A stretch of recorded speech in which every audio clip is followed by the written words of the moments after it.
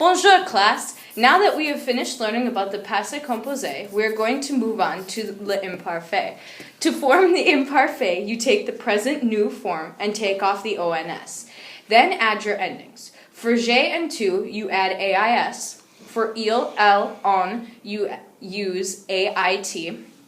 For nous, you use ions. And for vous, you use iez. For ils and elles, you use aient.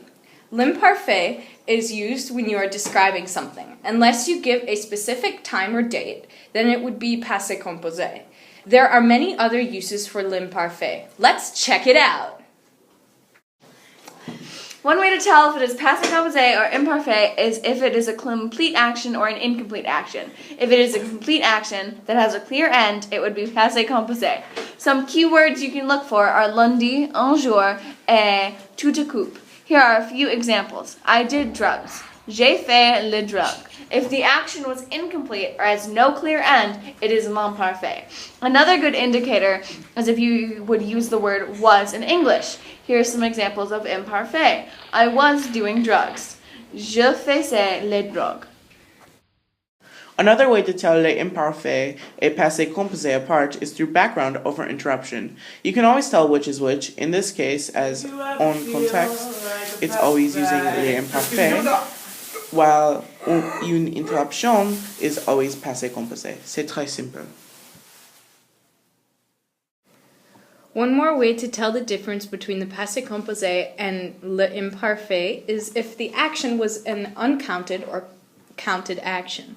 This means that the action either continues to happen or happened an uncounted number of times or happened a number of specific times. For example, elle toujours sautait la pub. She always skipped the ad.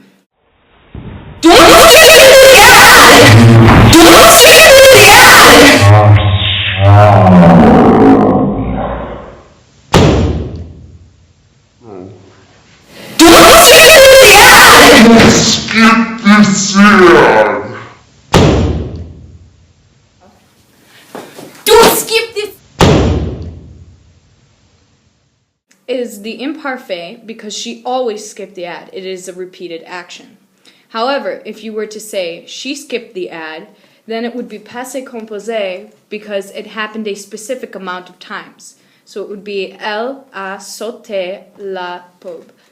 A keyword I used to figure out if the sentence was in the imperfect was toujours or always. If the action is repeated an uncounted number of times, the sentence is in the imperfect. Ongoing versus new is another way to differentiate l'imparfait and passé composé. If a sentence was ongoing, like I was depressed every day, you would use l'imparfait because it indicates an ongoing state of feeling. So it would be j'étais déprimé tous les jours. However, if you said on lundi j'ai été déprimé or on Monday I was sad would be passé composé. This is because it was a change in state of being, a new feeling. Some keywords I used were every day or tous les jours for l'imparfait and on lundi for on Monday.